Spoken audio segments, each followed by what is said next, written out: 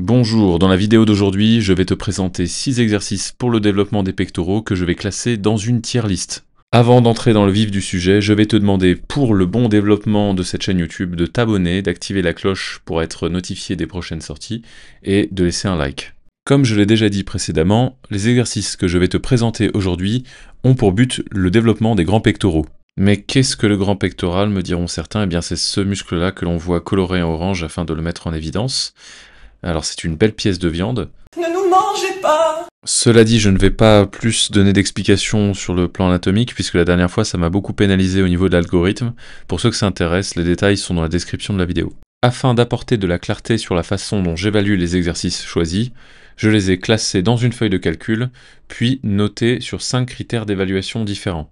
Chaque critère reçoit une note sur 10, le tout additionné donne une note sur 50. Si pour l'instant tu n'as pas tout compris ou que tu es un peu perdu, ne t'en fais pas puisque le premier exercice va nous servir d'exemple. J'ai également décidé de modifier la feuille de classement habituelle de la tier list en remplaçant les lettres qui ne m'évoquent rien par les notes que j'ai attribuées à chaque exercice. Tout en haut, on aura les exercices qui ont obtenu une note supérieure ou égale à 45 sur 50. Donc ça, c'est l'exercice quasiment parfait. On va voir si cette fois-ci on en trouve.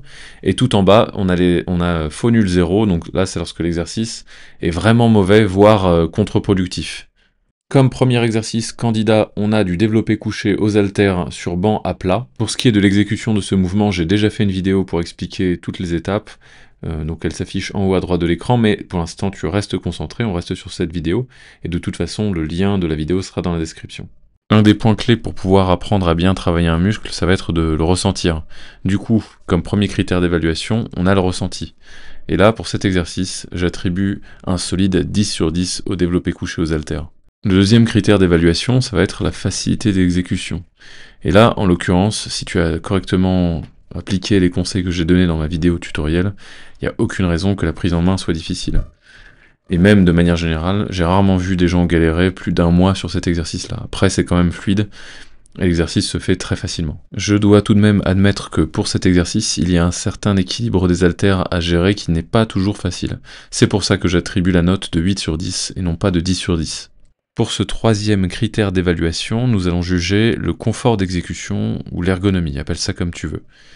Le gros avantage qu'offrent les haltères sur la barre, par exemple, c'est la possibilité de pouvoir les orienter tel que cela nous est le plus confortable.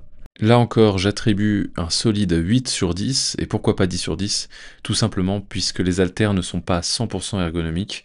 Pour arriver à 10 sur 10, il aurait fallu que les haltères puissent épouser la forme de la main, mais ça semble assez compliqué à mettre en place, surtout dans une salle qui est partagée par de nombreuses personnes.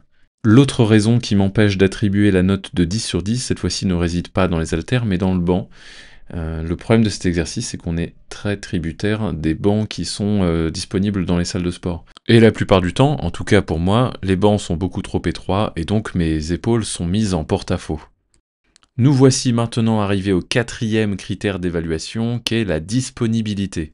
Ici, j'attribue à l'exercice un 9 sur 10. Pourquoi 9 sur 10? Eh bien, tout simplement parce que dans la plupart des salles de musculation, il y a des bancs et des haltères. S'il n'y a pas ça, bon là, il faut partir. C'est ce que je suis en train de faire d'ailleurs sur la vidéo. Je m'en vais. Au revoir. Mais je ne m'en vais pas n'importe où, puisque je m'en vais au SciTech Gym de Budapest pour pouvoir faire du développé couché aux haltères avec des haltères de 60 kg. Et oui, parce que dans la plupart des salles, les haltères montent au maximum jusqu'à 40, allez, des fois quand on est chanceux jusqu'à 50 kg, mais c'est quand même assez rare de voir des haltères plus lourds que ça. Alors, pour le commun des mortels, ça pose pas de problème, mais pour moi, pour la bête, Où est cette bête? pour moi, disais-je, c'est ce qui m'empêche d'attribuer la note de 10 sur 10. Ce qui nous amène au dernier critère d'évaluation, la possibilité de surcharger, et là encore j'attribue un solide 9 sur 10, mais cela n'est pas un 10 sur 10 malheureusement, pour la même raison qu'évoqué pour le critère précédent, c'est que même s'il y a des haltères dans toutes les salles, malheureusement ceux-ci ne sont que très rarement disponibles au-dessus de 50 kg. Le tout nous permet d'attribuer à cet exercice la note pas dégueu du tout de 44 sur 50. Développé couché aux haltères se place donc en haut du classement, en même temps c'est un petit peu normal puisque pour l'instant on n'en a jugé qu'un seul. Ben oui, bon après si t'as été un peu intelligent, t'as mis sur pause une petite seconde pour voir quels sont les autres exercices candidats, ce qui me permet d'ailleurs de faire la transition, passons à l'exercice suivant. L'exercice suivant de cette liste n'est nul autre que le classique développé couché à la barre. Ici, pour la note de ressenti, j'attribue un 8 sur 10, car même s'il n'est pas bien compliqué de bien ressentir ses pecs au développé couché à la barre, j'estime que ça demande quand même un petit peu plus d'expérience. N'oublie pas que cette notation contient une part de subjectivité, elle est liée à mon expérience, mais également avec les retours d'expérience que j'ai avec mes clients en coaching. Pour ce qui est de la facilité d'exécution, ici on a une note assez sévère d'à peine plus que la moyenne de 6 sur 10. Je rappelle que ce classement a pour but de passer en revue 6 exercices dont le but est de solliciter les pectoraux. Or, la complexité que représente la bonne réalisation de cet exercice pour bien stimuler ces pectoraux ne me permet pas d'attribuer une note de facilité de plus que 6 sur 10. Concernant le confort et l'ergonomie, là encore on a un petit peu plus que la moyenne avec 6 sur 10. Cette note peut paraître difficile, trop sévère, et pourtant elle est déjà très généreuse. En effet, d'un point de vue anatomique, l'utilisation d'une barre droite ne convient qu'à une population très restreinte. Là où avec les haltères il y a une quasi-infinité de placements possibles, avec l'utilisation d'une barre droite, la seule adaptation majeure est l'écartement de tes mains sur celle-ci. Bien sûr, il existe une grande diversité de variantes à cet exercice, mais aujourd'hui on traite la forme originale. Il faut ajouter à cela que dans la plupart des salles de sport, surtout dans les grandes chaînes commerciales, les bancs, en tout cas les installations pour le développé couché, sont de qualité très médiocre. En plus de ça, la plupart du temps, il n'y a pas les sécurités sur les côtés qui peuvent nous sauver la vie en cas d'échec. Et puisque je suis sur ma lancée, j'en profite pour rappeler que la plupart des installations pour le développé couché dans les salles de sport, enfin dans les chaînes commerciales, on sait de quoi je parle, ne permettent pas de régler la hauteur de barre, ce qui est pourtant un des points clés, un des points les plus importants au développé couché. On démarre avec le placement, et donc avec un bon placement. Et un bon placement est permis si déjà on peut régler sa barre à la bonne hauteur. Nous verrons bien si avec ce que je viens de dire, j'ai compromis ou non mes chances de pouvoir me réinscrire dans une salle de sport en France le jour où j'y ferai un court passage. Ce qui nous amène aux critères d'évaluation suivants, la disponibilité en salle de sport. Donc j'ai déjà exprimé mon opinion là-dessus. J'ai attribué quand même une note de 9 sur 10, j'ai été très généreux, en tout cas je le pense. Laisse-moi savoir en commentaire si tu penses que j'ai été trop généreux, moi je pense que oui. Mais bon, c'est vrai que dans la plupart des salles de musculation, il y a au moins une installation pour faire du développé couché.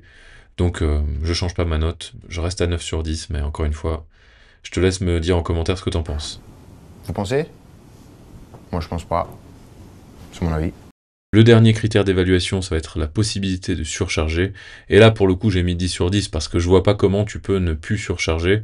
Ça voudrait dire qu'il n'y ait plus assez de poids dans la salle parce qu'honnêtement, déjà arriver à 200 kg développé couché, c'est extrêmement difficile. Donc voilà, j'estime qu'il y a quand même plus de 200 kg de poids disponible dans ta salle de sport. Sinon, c'est que tu t'entraînes vraiment dans ton garage, donc il faut investir. La note finale obtenue est donc de 39 sur 50, donc c'est pas non plus mauvais, hein, mais peut mieux faire. Tu vas pas au rattrapage, mais la prochaine fois, gare à toi. Le développé couché à la barre se place donc sur la 3e ligne, et puis c'est tout. Passons à la suite. Pour ce 3e exercice à concourir, on a un exercice avec une machine, et là c'est une machine Hammer. Alors j'ai pas la référence, là si je la retrouve, je la mettrai le lien dans la description. Donc c'est une machine de la marque Hammer Strength. Cette machine a un dossier incliné vers l'arrière, il y a aussi une version avec le dossier perpendiculaire au sol. Donc là voici la version avec le dossier perpendiculaire au sol. Je vais parler plutôt de la précédente parce que je la préfère tout simplement, mais c'est aussi une très bonne machine. Donc là en plus je suis en train d'attacher ma ceinture de sécurité pardon, pour bien rester fixé à la machine. Et on va commencer avec le premier critère d'évaluation qui est le ressenti. Bon là 10 sur 10, hein, c'est trop bien, c'est une super machine. La seule chose que j'aurais éventuellement à redire, ce serait de faire attention à l'étirement, donc il y a moyen de mettre des cales à l'arrière pour éviter de trop étirer sur la fin du mouvement. Autrement, tout est bien, on passe à la suite. Pour ce qui est de la facilité d'exécution, je mets un 9 sur 10, c'est une super machine avec des réglages minimalistes, donc il y a quand même très peu moyen de se tromper. Le seul truc que j'aurais à redire, c'est au niveau de l'étirement. Voilà, si on est suffisamment con, il y a toujours moyen de se blesser, donc ouais, effectivement, faut pas trop surétirer. Faudra penser à mettre une cale. Et puis c'est à peu près tout. Pour ce qui est du confort d'utilisation, pour moi c'est un 10 sur 10, il n'y a que deux choses à penser, c'est la hauteur du siège et le serrage de la ceinture de sécurité, c'est tout. Pour ce qui est de la note de disponibilité, je vais être assez sévère et je ne peux attribuer que la note de 1 sur 10, parce que malheureusement on trouve cette machine que beaucoup trop rarement. Cette séquence-là a été filmée à Belgrade en Serbie, et autrement, cette machine-là, je la vois quasiment jamais. Pour ce qui est de la possibilité de surcharger, la note de 8 sur 10, tout simplement parce que malheureusement on est dépendant de la longueur en fait des axes qui sont sur les côtés. et charger va devenir assez compliqué, surtout lorsqu'on est très fort. Sur cette séquence vidéo, on a exactement la même machine, sauf qu'elle est peinte en grise et qu'il n'y a pas la ceinture de sécurité. C'était au SciTech Gym de Budapest en Hongrie. Tout ça pour dire que cet exercice obtient la note de 38 sur 50. Sur le classement général, cet exercice vient se placer juste à côté du développé couché à la barre, qui, je le rappelle, a obtenu l'honorable note de 39 sur 50. Pour la suite de ce classement, on a un deuxième exercice avec une machine, cette fois-ci horizontale, et la machine de la marque Matrix. Là encore, c'est une machine qui offre la possibilité de réaliser un mouvement convergent. Cela dit, contrairement à la précédente machine, il est selon moi un peu plus difficile d'avoir un bon ressenti, et c'est pour ça que j'attribue la note de 8 sur 10. 8 sur 10 est cependant loin d'être une mauvaise note, et je dois quand même attribuer à cette machine le mérite de m'avoir permis de bien développer mon haut de pec grâce notamment à l'unilatéral. Concernant la facilité d'exécution, il s'agit là d'une machine assez simple de conception, il est donc difficile de s'y tromper. J'attribue la note de 9 sur 10. Concernant l'ergonomie, pour ce qui est de l'exécution des répétitions, il y a selon moi pas grand chose à dire. En revanche, ce qui me chagrine et ce qui pourrait être largement amélioré, c'est le retour en position initiale des axes. Là, comme tu as pu le voir, à chaque fois que je raccompagne les axes en position basse, je le fais aux dépens de mes pectoraux. C'est-à-dire que plus je descends en bas pour pouvoir accompagner l'axe, en fait, plus mon pectoral est étiré. Et d'ailleurs, je parlais tout à l'heure de cales, et en fait, je parlais de ça. De ces cales que j'ai mis. Alors là, c'est des coussins qui servent à je sais pas trop quoi, d'ailleurs. Tu peux me le dire en commentaire à quoi ça sert, j'ai jamais compris l'utilité de ce truc. Mais admettons. Donc ça, je l'utilise pour éviter de commencer mes répétitions en position de surétirement. Le truc, c'est que après, ces cales, elles tombent. Autrement, si je les mets de façon à ce qu'elles tombent pas, c'est aussi possible, mais ça va limiter mon amplitude de travail. Et donc, ce qui pourrait être fait sur cette machine, je crois que la marque Panata l'a fait d'ailleurs, dis-moi en commentaire si tu vois de quoi je parle, mais en gros, c'est un système avec un pédalier qui permet, donc au moment où on va raccompagner l'axe en position basse, une fois qu'on a fini de faire ses répétitions, on appuie sur la pédale, ce qui emmène donc un autre axe qui lui va réquisitionner la barre, et donc on va pouvoir, à la force des jambes, reposer l'axe de manière plus délicate, ce qui évite de se blesser. D'ailleurs, très important, là ce que je fais avec les coussins bleus, là, c'est assez rudimentaire et ça va pas vraiment me sauver, hein, parce qu'en fait, faut savoir que quand on se déchire un muscle, ça se fait sur la phase négative, pas sur la phase concentrique. Enfin, la phase excentrique, pas la phase concentrique. J'attribue donc l'optimiste note de 6 sur 10 en espérant que les concepteurs de cette machine proposent une version améliorée de celle-ci.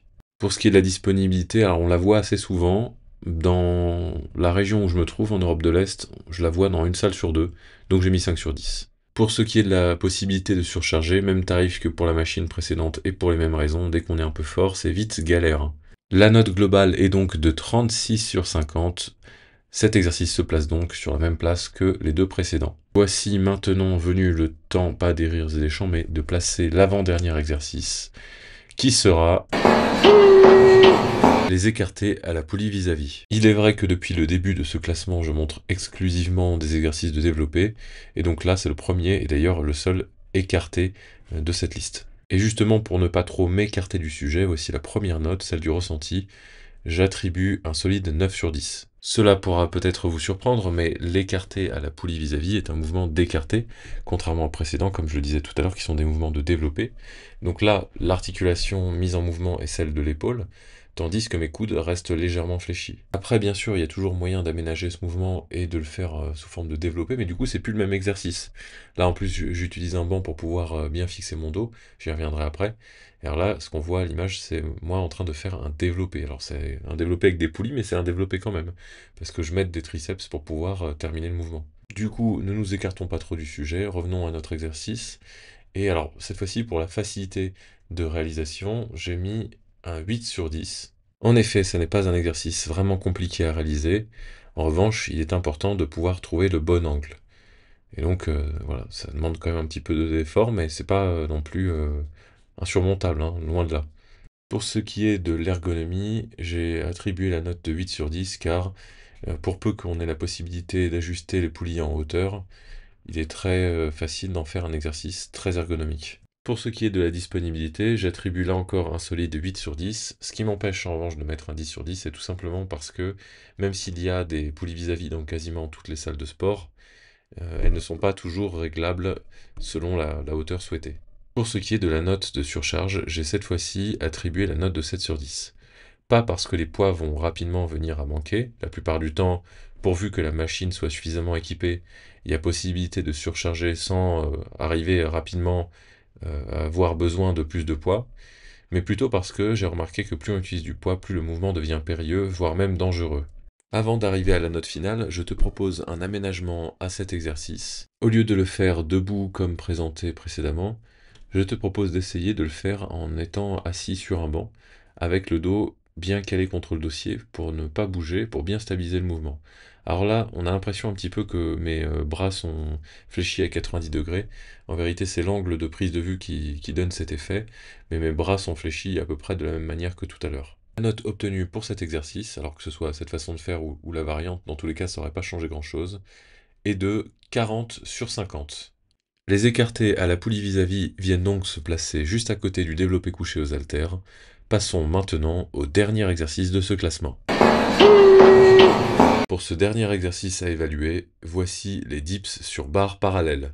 Même si bon, là on voit très bien que ce ne sont pas des barres qui sont parallèles au sens strict du terme, mais c'est mieux ainsi. Concernant ce qui nous intéresse, à savoir le ressenti obtenu grâce à cet exercice, j'attribue un très généreux 7 sur 10. Et pourquoi très généreux? Parce que même si je ressens très bien mes pectoraux sur cet exercice, je ressens également beaucoup trop mes deltoïdes antérieurs ainsi que les triceps sur les séries longues. Pour ce qui est de la facilité d'exécution, là encore j'attribue un 7 sur 10, parce que même si cet exercice est relativement facile à réaliser, il peut arriver, en fonction du matériel dont dispose la salle de sport, qu'il ne soit pas toujours évident de trouver l'angle qui nous permette de bien recruter les pectoraux. Pour ce qui est de la note d'ergonomie, je suis assez généreux en attribuant un petit peu plus que la moyenne avec 6 sur 10. C'est un exercice qui, je trouve, propose une adaptabilité trop restreinte, donc soit on a la morphologie pour le réaliser, ou soit c'est vite assez inconfortable. Pour ce qui est de la note de disponibilité, j'attribue la note de 8 sur 10, on en trouve dans quasiment toutes les salles de sport. Pour ce qui est de la possibilité de surcharger, j'attribue la note encore une fois de 8 sur 10. Pour ce faire, la seule condition requise est d'avoir une ceinture de lest à disposition qui ne soit pas trop inconfortable lors de la réalisation des répétitions. La note globale pour cet exercice est donc de 36 sur 50. Les dips viennent donc se classer en troisième ligne du tableau avec tous les précédents que j'ai cités. Tu pourras remarquer qu'il n'y a pas d'exercice qui se hisse tout en haut du tableau, il n'y en a pas non plus dans la partie inférieure.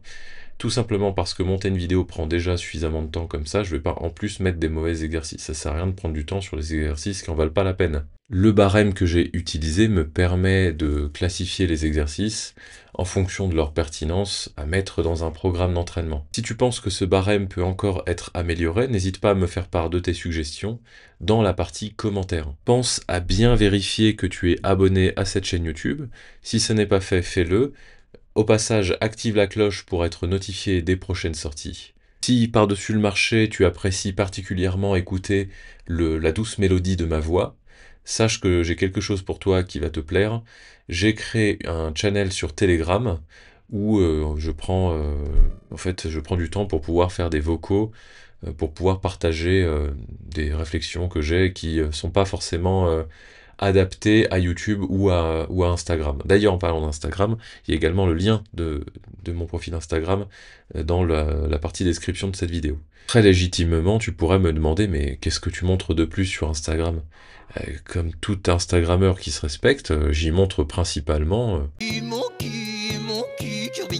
Bien sûr, je plaisante, je te laisse regarder ça par toi-même.